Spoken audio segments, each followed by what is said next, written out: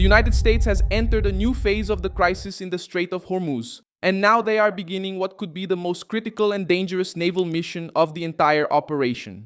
Clear the sea, open a passage, and prevent Iran from continuing to turn one of the planet's vital routes into a tool of coercion. Already in the early moments of this Tuesday, April 14, 2026, the signs became clear.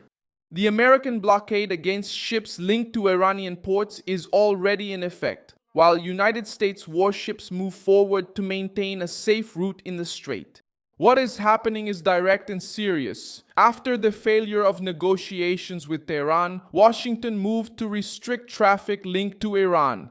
And at the same time, it began preparing to clear an area where there is a real risk of naval mines. At the center of this are the United States Maritime Line, the Iranian Revolutionary Guard, shipping companies, and all the nations that depend on this passage. Where? In the Strait of Hormuz, the most sensitive maritime choke point on the planet for oil and gas. And why does this matter so much? Because this stretch of sea accounted, in 2024 and early 2025, for more than a quarter of global maritime oil trade and about 20% of the world's oil and oil product consumption. The environment was already tense even before large-scale demining began. On April 9, Reuters showed that traffic in the strait was well below 10% of normal, with only 7 vessels passing through in 24 hours, when the usual number is around 140. Iran had been directing ships closer to its waters, citing mine risks in normal lanes. This shows how Tehran turned the strait into a zone of fear, delays, and pressure, which, like Tehran, managed to turn the strait into a zone of fear, delay, and economic pressure. Now the United States is trying to break that control, but they're doing it by entering precisely at the most sensitive point of the crisis. This is where the most brutal part of the mission comes in. Clearing mines isn't about pushing through with force and moving on. First, you have to search for every suspicious contact using sonar, drones, and sensors, then identify whether it's actually a mine. Next, neutralize the device without blowing up the entire route.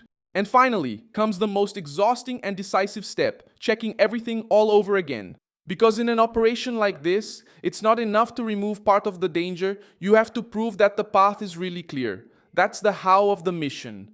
It's slow, repetitive, and extremely vulnerable work, because any ship or system that operates slowly to hunt mines becomes an easy target in tight and contested waters. The most recent reports indicate that 2 American destroyers crossed the Strait of Hormuz to help establish a new route for merchant ships. But there's an explosive detail. A destroyer is not a mine hunter.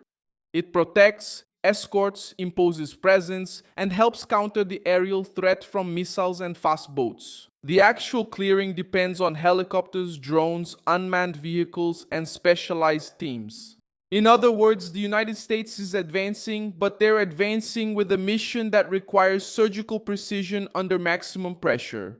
And the situation becomes even more serious when you look at the resources available. The 4 old Avenger-class mine-hunting ships, which were stationed in Bahrain, were retired in 2025 and replaced by 3 Independence-class ships equipped with mine countermeasure packages.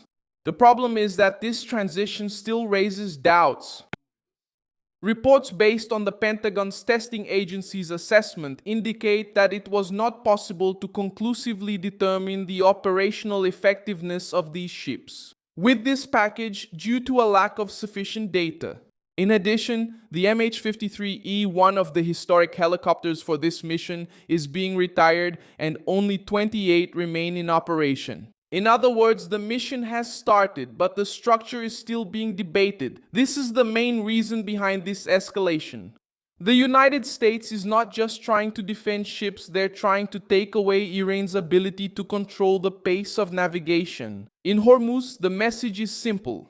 The international waterway cannot become a political toll booth or a corridor controlled through Revolutionary Guard intimidation. At the same time, the American response also aims to protect the flow of energy and reduce the shock to the global market. Since the disruption in Hormuz has been affecting production, prices, and transportation on a global scale. But this opening will not be quick.